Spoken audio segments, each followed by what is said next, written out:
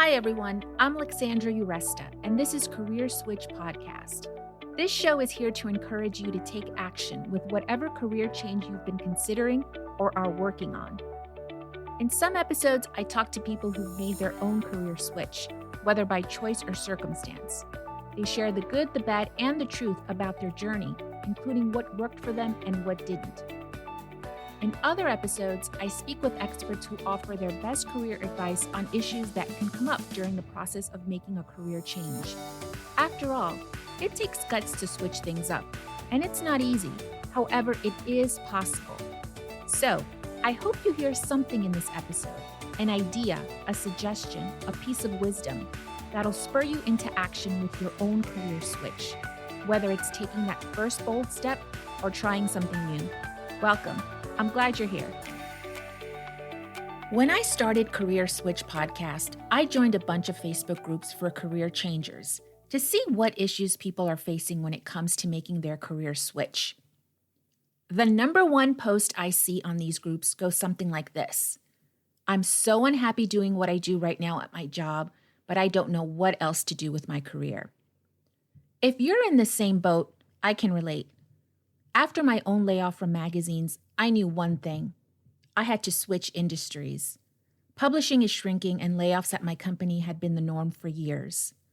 I knew my next job had to be in a new field, but I didn't know how I could use my skills in other industries.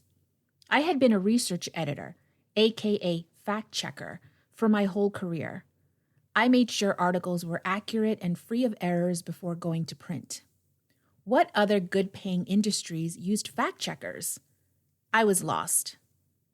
If you're also trying to figure out what in the world to do next career-wise, here to the rescue is certified life and career coach Deirdre Taylor. Deirdre's transformational programs help her clients discover their passion and purpose and prepare for success in their careers. In this episode, Deirdre offers some direction on how to look past simply what you do or did on the job to figure out what career switch to pursue when you're lost. Hi, Deirdre. Thanks so much for being here today. Trying to figure out what career switch to make is a big problem for a lot of career changers. It was for me. How often do you get a client who wants to make a career switch, however, they don't know what to pursue? Actually, it happens with surprising regularity for a number of different reasons.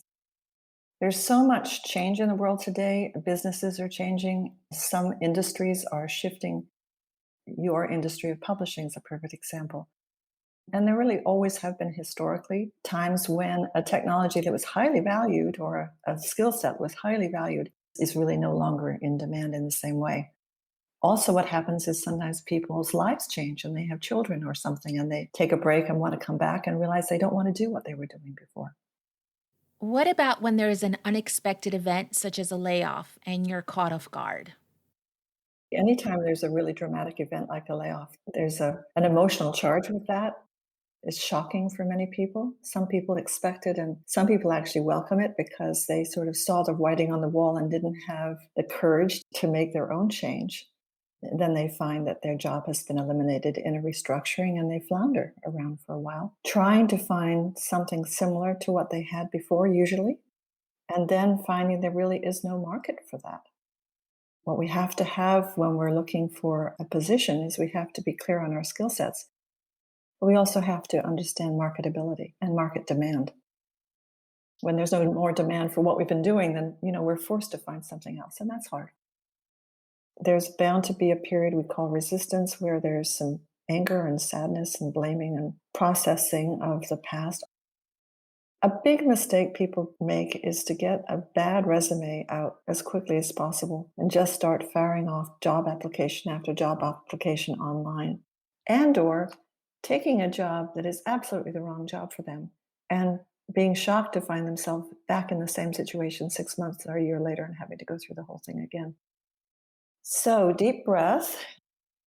It's an opportunity to move away from some of the things that weren't working anyway in your life and begin to say, okay, how am I going to design my life? How am I going to take control here and design a life that I would like going forward? And that takes some time, and it takes sometimes some coaching, and it takes some support from your friends and family, but it's absolutely worth it. So, what first steps do you recommend for someone who needs direction with what career switch to make?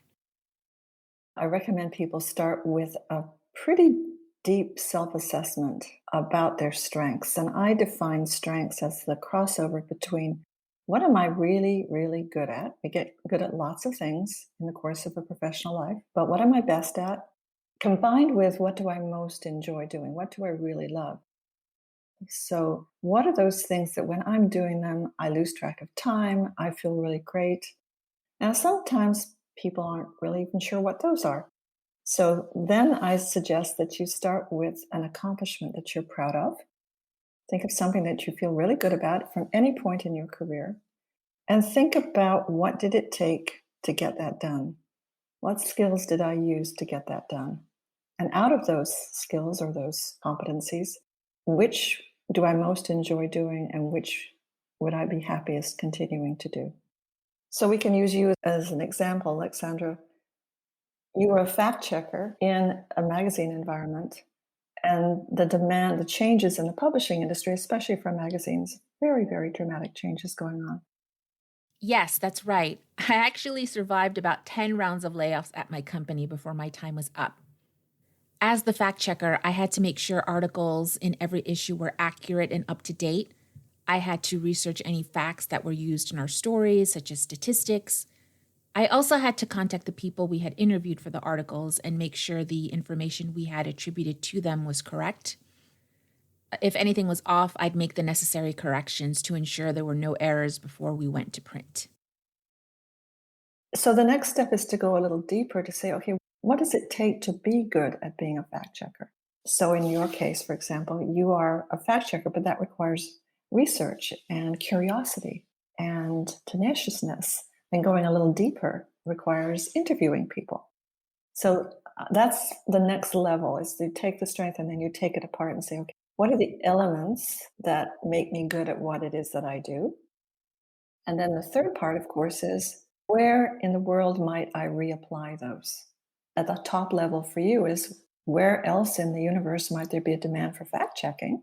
And if you can't figure that out, or there's not an environment in your area or an area that's interesting to you, then you go deeper and say, all right, where might there be a demand for me as a researcher, as an interviewer, so the elements, right? And that's kind of the process we get to begin to brainstorm possibilities for ourselves. What if someone tries this three-part process you just described and needs more options? What are some other things you can do to figure out your career switch? Then we have to go a little deeper and think back really through our whole lives and scan really all the way back to our youth and even our childhood. What came naturally to you as a child? What did you excel at in school? What were your extracurricular activities that you enjoyed? Was there something in your life, perhaps an art form or writing or, something that you did that came naturally and easily to you younger, because various interventions of your life, you never pursued that. And is that something then that you want to really go back and revisit? I've had clients, for example, that took an early job in an administrative kind of a role and grew in that role and stayed with the company for 20 years, maybe even a little longer. And finally, the layoff came. Went through a big emotional time because, in this person's case, they were very attached to the people and comfortable in their role and secure with the income and so forth. But on further thought, really never enjoyed the actual tasks, never intended a life as an administrative person. And digging deeper, realized that their fascination had actually been psychology and how people work, what makes people tick. Their joy in life was actually the relationships they had, not the tasks they were doing. And in this person's case, they decided to go back to school for a master's in clinical psychology. So that's a pretty dramatic change, but this woman couldn't be happier with her choices, even though they're hard. And it's not easy to go back to school in your 40s. You mentioned at the beginning that you recommend your clients take a deep assessment of themselves. What else does it entail? Another part of the assessment has to do with what is most important to you in your life today. So our values shift over time. When we're right out of school, we're eager to get going on our careers. We're excited. As we move into our early 30s, that's when we start to want to make more money and perhaps start a family, want to have a home. So we're more inclined to want to work very, very hard, long hours. As we get a little more mature, sometimes our values shift. We've already put some of those pieces in place. And now we might be at a stage where we really want to be more relational or give back in some way, or the product or service that the company is offering has to have intrinsic value. We have to sort of believe in it. Sometimes people find themselves working for companies where there's some ethical questions, and some of the things that they see going on, they don't believe in that. So it's very, very hard for us, for any of us, I think, to sustain a career path when we're out of alignment with our values over a long period of time. So part of this self-analysis process is to get clear on what's important to me, my work in terms of, is there a cost to my health, my sleep, my work in relationship to my relationships, my family.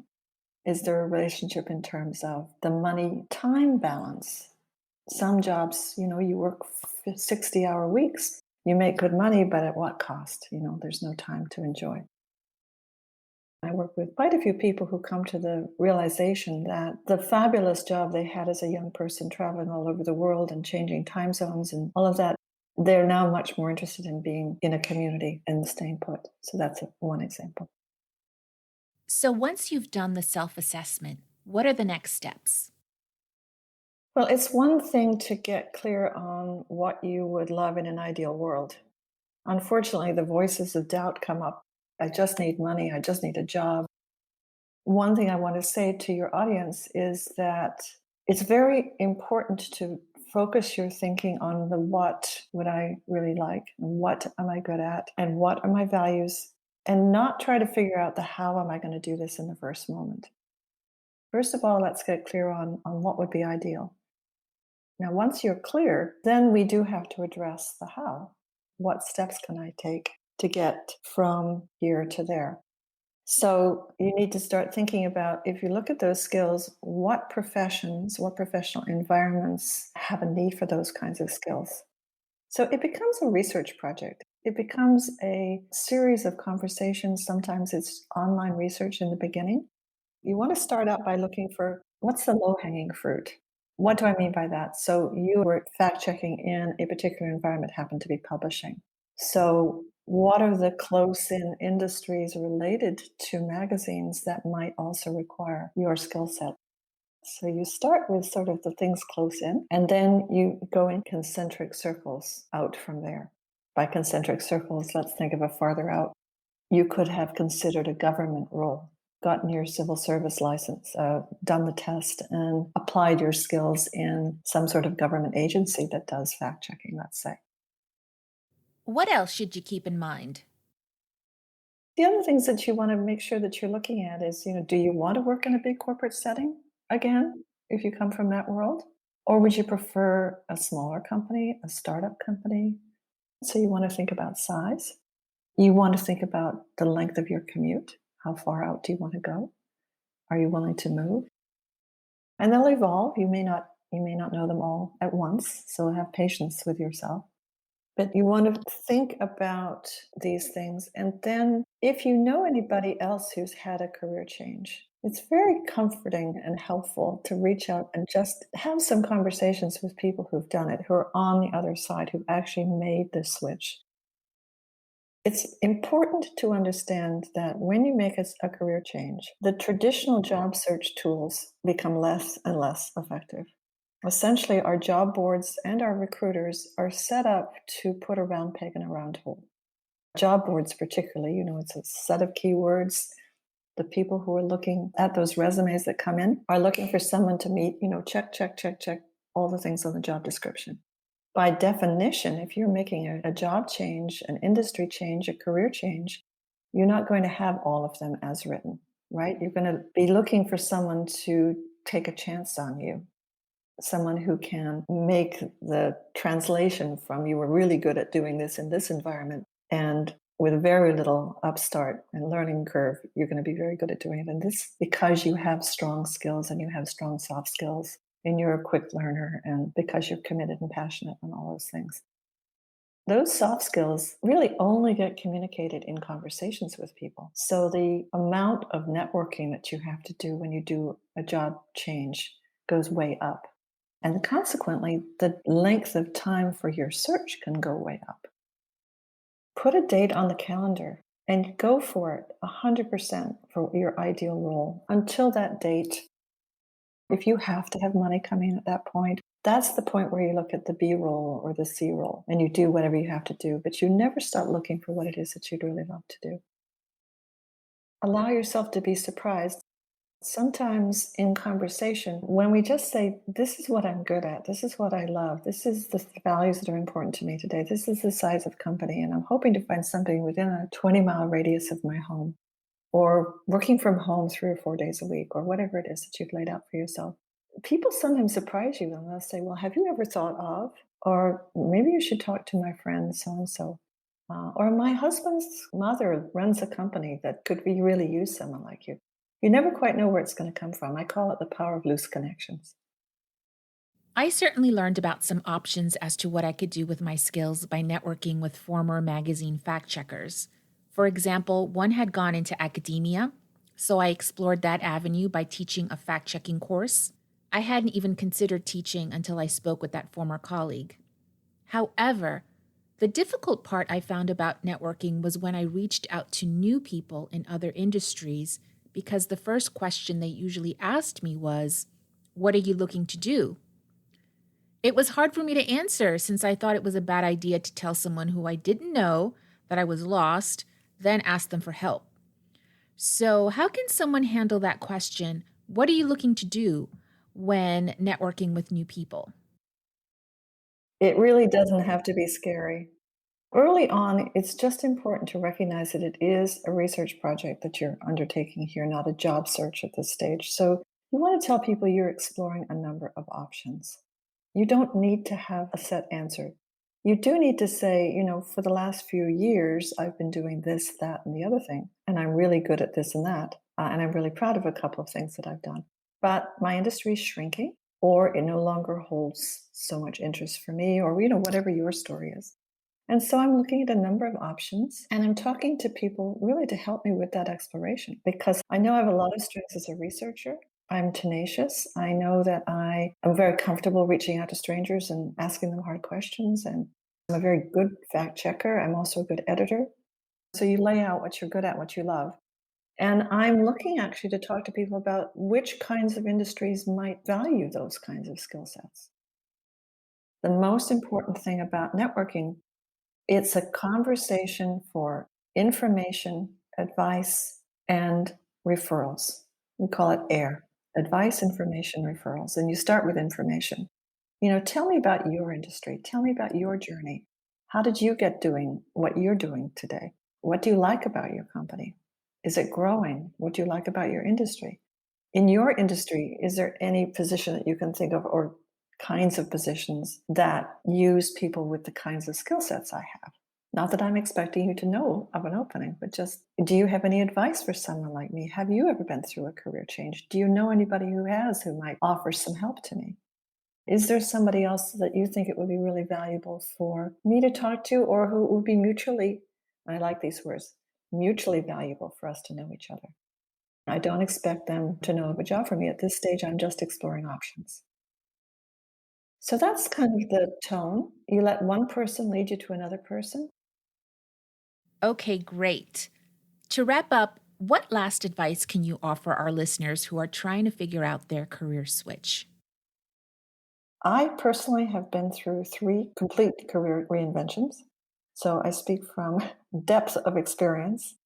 Each one landed in a situation that was way beyond my wildest expectations and not something I perhaps would have been able to see coming when I started. Be open to the unexpected, be open to ideas you haven't thought of. We only know what we know. So part of this exploration is to open our mind to some things we might not have thought of before, as you were saying about your own situation. How can our listeners reach you if they're interested in working with you? I have a website called Deirdre, Deirdre, Deirdre Taylor Coaching.com. I work with clients all over the country and actually around the world. Thanks to Deirdre Taylor for being our guest today. If you'd like to contact Deirdre about her career and life coaching services, you can reach her at deidretaylorcoaching.com. You can find links to the resources mentioned in this episode and more helpful information in the show notes and on our website, careerswitchpod.com. While you're there, join our mailing list and follow us on Instagram and Twitter at CareerSwitchPod. So what's your career switch? Are you excited to take action after listening to this episode? Tell us at careerswitchpod.com. We'd love to know, along with any feedback you have about the show. We're a new podcast, so please rate, review, and share with your friends and colleagues. It'll help get the show out there. Thanks for listening today. Till next time.